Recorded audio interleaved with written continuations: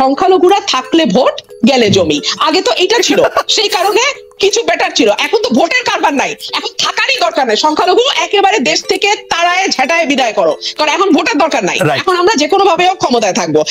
আপনার কাছে কি মনে হয় না যে এই বিচার করাটা আসলে খুব কঠিন, যেখানে আসলে প্রতিনিয়ত আওয়ামী লীগকে সাম্প্রদায়িকতা নিয়ে, তারপরে হচ্ছে যে এই নিয়ে বারবার প্রশ্ন তোলা হয়, বলা হয় আওয়ামী লীগ ওই পক্ষের কি দেশ করে, আপনাদের জনসভায় সর্বোচ্চ নেতৃত্বের পক্ষ থেকে যখন বলে আওয়ামী লীগকে ভোট দিলে দেশ হিন্দু রাষ্ট্র হয়ে যাবে, তখন মানে এটি আসলে আওয়ামী লীগের জন্য বিচার করা তো এত সহজ না।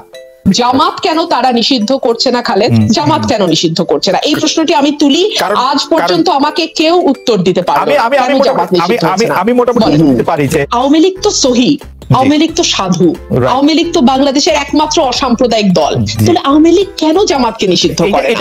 আমরা না মানুষকে বোকা মনে করি, কেউ কেউ, মানুষ কিন্তু বোকা না খালেদ, মানুষ আমাদের চেয়ে অনেক ভালো বুদ্ধিমান। হ্যাঁ, আপনি যদি সত্যিকারের বিচার করেন সেটা কিন্তু মানুষ বুঝবে।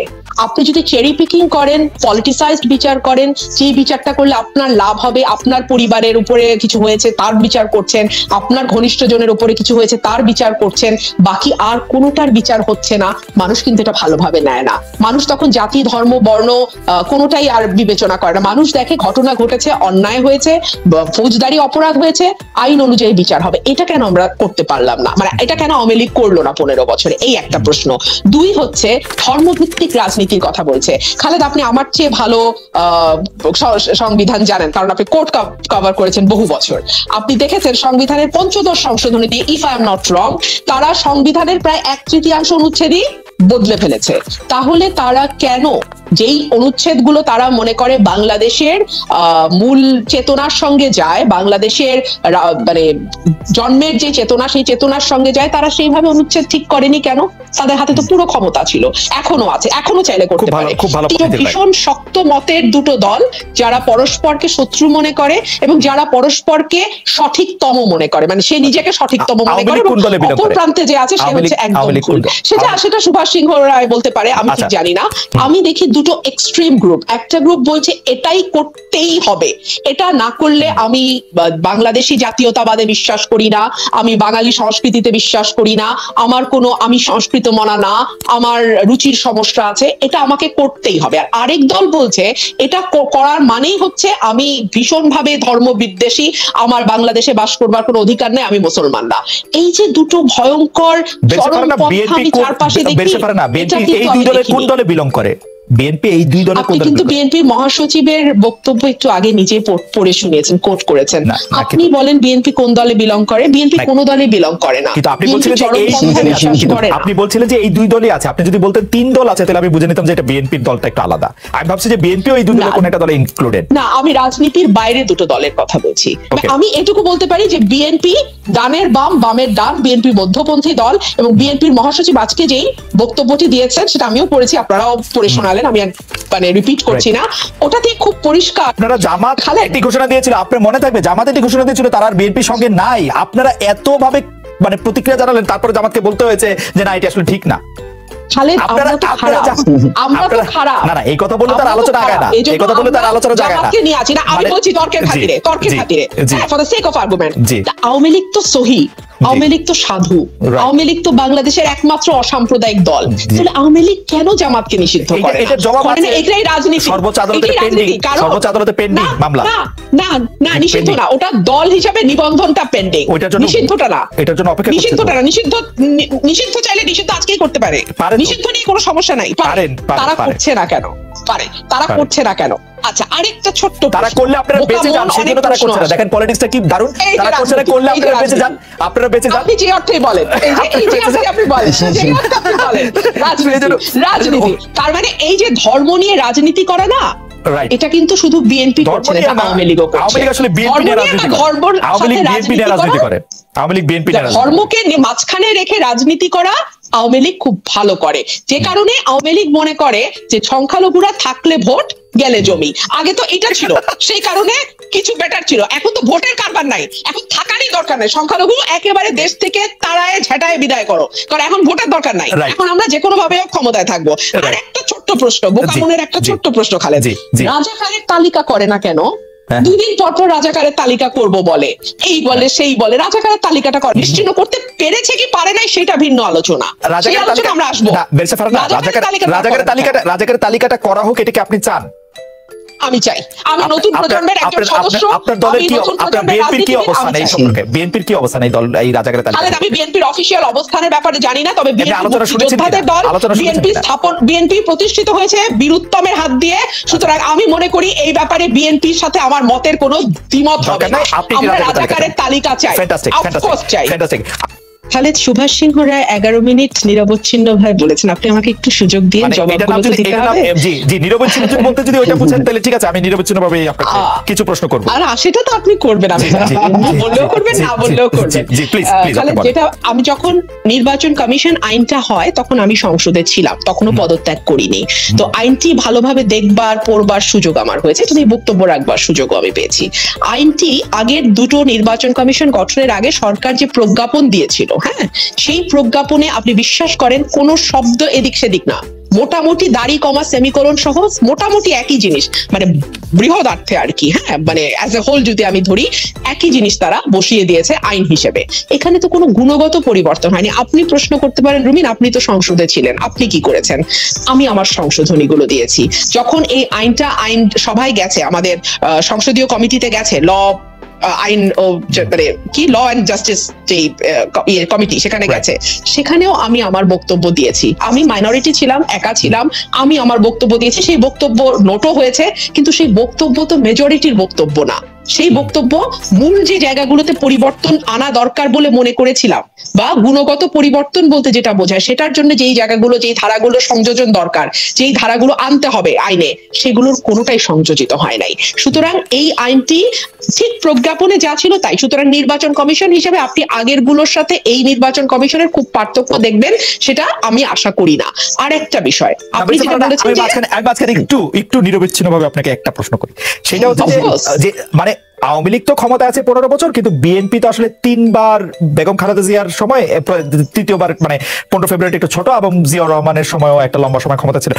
আমি যে বিষয়টা বলতে চাই যে সকল কাজ, সকল সংসদীয় নির্বাচন কেমনে ভালো করে করবে, সব কি আসলে আওয়ামী লীগকেই করতে হবে? সব মানে সব দায়, সবকিছু সবসময় আওয়ামী লীগের উপরেই কেন আসে? মানে আপনি যে সংশোধনী, আমি মোট 14টি ধারায় সংশোধনী প্রস্তাব আমি দেখতে পাচ্ছি, 14টি বিষয়ের ক্ষেত্রে, সেক্ষেত্রে আপনিও কয়েকটি সংশোধনী করতে বলেছেন, আলোচনা করেছেন।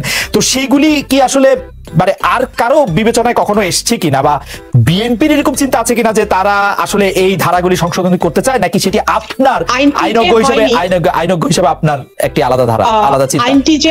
আইনটি যে হয়নি, তার আগে 4টা পার্লামেন্টে আওয়ামী লীগ ছিল। এক হচ্ছে 72 থেকে 75 ছিল, 2 হচ্ছে 96 থেকে 2001 ছিল, 3 হচ্ছে 2008 থেকে 2014 ছিল, 14 থেকে 18 ছিল, 18-র পরে আইন হয়েছে, তাই তো? তাহলে 4টা টার্ম আওয়ামী লীগ ছিল, আওয়ামী লীগ আইন করেনি। এরশাদ সাহেবের দীর্ঘ 10 বছর শাসন আমলে আইন হয়নি, বিএনপি শাসন আমলেও আইন হয়নি। এই ব্যর্থতা কালেকটিভ ফেলিয়ার। সুতরাং এই ব্যর্থতার দায় সবাইকেই নিতে হবে। আওয়ামী লীগের নিয়ে আলোচনা হচ্ছে এই কারণেই যে আওয়ামী লীগ আইনটি করেছে, এবং করেছে না, আইনটি করেছে আওয়ামী লীগ, আইনটি করেছে, এবং আওয়ামী লীগ আইনটি খুব চাতুর্যের সঙ্গে করেছে। কিরকম চাতুর্য? প্রজ্ঞাপনে যা ছিল সেটাই বসেছে। মানে কথা হচ্ছে, এতদিন ধরে তোমরা আইন করছো, দিলাম একটা আইন করে, আইন করতে কি যায় আসে, যেই লাভ সেই কদুই তো থাকবে। আওয়ামী লীগ স্মার্ট, আমি স্মার্ট, হ্যাঁ, আমি স্বীকার করছি আওয়ামী লীগ স্মার্ট। আওয়ামী লীগ স্মার্ট না হলে জনগণকে ঘোল খাইয়ে বিনা ভোটে আজকে 15 বছর ক্ষমতায় থাকতে পারে খালেদ? আওয়ামী লীগ ডেফিনেটলি স্মার্ট দল। আমি আপনার ওই প্রশ্নে আসছি, যেটা বিভিন্ন ভাবে পাশ কাটিয়ে যাচ্ছিলেন সুভাষ সিংহ রায়, কিছুতেই অ্যাড্রেস করছিলেন না, সেটা হচ্ছে সাংবাদিক নীতিমালা। হ্যাঁ, নীতিমালাটি পরিবর্তন করবে, নীতিমালাতে সংযোজন করবে, বিয়োজন করবে, অনেক কিছু করবে। কখন বলছে এটা নির্বাচন কমিশন? যখন সমালোচনার ঝড় উঠে গেছে, যখন আপনি নীতিমালাটি করলেন, সাথে সাথে কিন্তু আপনার একটা মাইন্ডসেট বোঝা যায়। আপনি এটা পরিবর্তন করতে পারেন খালেদ, অফকোর্স করতে পারেন, any time you can change it. But যখন আপনি ফার্স্ট ইমপ্রেশনটা দিলেন, আপনি কি চাইছেন, কি বার্তা আপনি দিচ্ছেন আসলে, সেটা কিন্তু খুব পরিষ্কার। ধরেন মোটর সাইকেল নিয়ে আপনি নির্বাচন কভার করতে পারবেন, এটা আগেও ছিল, ঠিক আছে, এটাকে আবারও তারা আনলো। আপনি সাংবাদিক হিসেবে জানেন, বাংলাদেশের প্রেক্ষাপট আমরা জানি, কেন্দ্রগুলো হয় প্রত্যন্ত এলাকায়, সেখানে মোটরসাইকেল ছাড়া সাংবাদিকদের পক্ষে মুভ করা সম্ভব না, নাম্বার 1। নাম্বার 2, মিডিয়া কি এতগুলো গাড়ি ম্যানেজ করতে পারবে যে এরকম হাজার হাজার কেন্দ্র কভার করা সম্ভব না? আপনি এটা কি পুরো মনে হলো যে মোটরসাইকেল কোথাও নির্বাচনের দিন চালাইতেই পারবে না, নাকি নির্বাচনী কেন্দ্রের আশেপাশে আসতে পারবে না? মোটরসাইকেল ব্যবহার করতে পারবেন। আমি একটু বলি, ভোটের দিন সাংবাদিক একদম বলি, ভোটের দিন সাংবাদিক ও গণমাধ্যম কর্মীরা মোটরসাইকেল ব্যবহার করতে পারবেন না, এটা বলছে সাম্প্রতিক দেশকাল।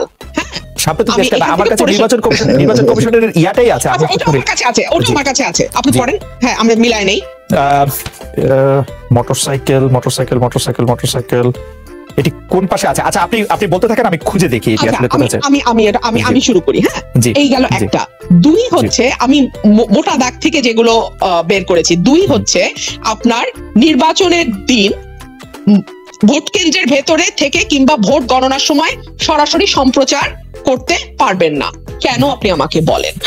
আপনি যদি স্বচ্ছতা চান, কারণ আপনার উপরে তো আস্থার সংকট আছে। হ্যাঁ, আপনি বিরাট সহি ব্যক্তি হইতে পারেন, কিন্তু ভাই আপনার উপর বাস্তবতা হলো মানুষের আস্থা নাই, বিরোধী দলের আস্থা একেবারেই নাই।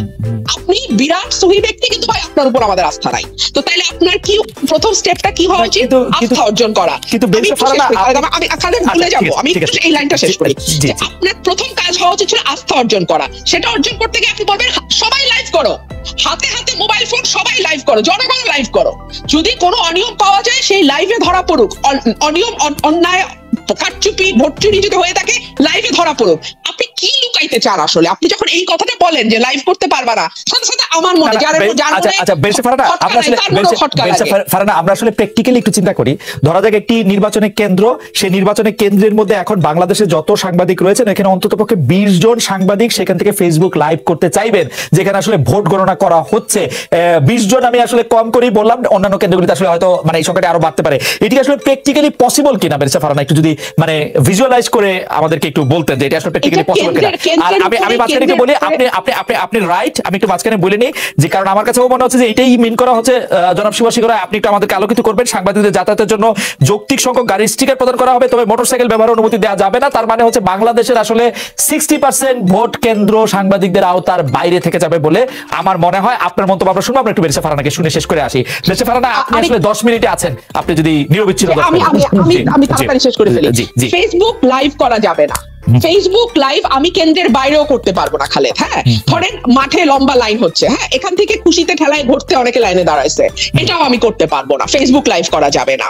ভোট কেন্দ্রে একই সঙ্গে 2টির বেশি সংবাদ মাধ্যমে সাংবাদিকরা প্রবেশ করতে পারবে না। বেশি ফারহানা, কেন্দ্রে আপনি করতে পারবেন। আমি একটু পড়ি, ভোট কেন্দ্রের ভিতর হতে সরাসরি সম্প্রচার করতে হলে ভোট কক্ষ থেকে নিরাপদ দূরত্বে গিয়ে তা করতে হবে। ভোট কক্ষ মানে আপনি যেখানে বুথ, সেইখানের মধ্যে থেকে আপনি লাইভ করতে পারবেন। আপনি একটু নিরাপদ দূরে গিয়ে স্কুলটার সামনে দাঁড়িয়ে, মাঠে দাঁড়িয়ে আপনি এগুলি করতে পারবেন ভিতর থেকে। আচ্ছা, আমার এখানে মোটা দাগে লেখা আছে ফেসবুক লাইভ করা যাবে না। ঠিক আছে, আমি নির্বাচন কমিশনের ইয়া থেকে পড়ছি। জি, মেনে নিলাম। কিন্তু যদি ভোট কক্ষে আপনি ভয়ঙ্কর কোনো কারচুপি দেখেন, ধরেন ভোট কক্ষে বুথের ভেতরে আমাদের এই কমিশনার বলছে ডাকাত নাকি দাঁড়ায় থাকে, বললো যে ভোট কেন্দ্রের ভিতরে ডাকাত হচ্ছে যে ভূতটা বা যে ডাকাতটা গিয়ে ওই বুথের ভেতর থাকে, এটা তাদের কথা কিন্তু, তাই না? তারাই একসময় বলেছিল। তো সেই ডাকাতকে তাড়ানোর জন্য, সেই ভূতকে তাড়ানোর জন্য তো ফেসবুক লাইভ বা ফেসবুক সম্প্রচার বা ছবি তো মানে ইয়ে করার চেয়ে তো বেটার অপশন হতে পারে না। আপনি সিসিটিভির কথা বলছেন, সিসিটিভি দিয়ে আপনি গাইবান্ধা নির্বাচনের উদাহরণ টানছেন যে আমরা ওরকম হলে বন্ধ করে দেব। এই হাজার হাজার সিসি ক্যামেরা 1000 কোটি টাকা দিয়ে খরচ করে আপনি কেন বসাবেন? তার চেয়ে তো আপনার এই লাইভ বা সাংবাদিককে যেতে দেওয়া অনেক বেশি আস্থার পরিবেশ তৈরি করে, অনেক বেশি বিশ্বাসের পরিবেশ তৈরি করে, অনেক বেশি মানুষের মধ্যে এক ধরনের শক্তি যোগায় যে না ঠিক আছে, এখানে কোনো কারচুপি হলে সেটা ধরবার জন্য, সেটা প্রচার করবার জন্য মানুষ আছে। আচ্ছা, প্লিজ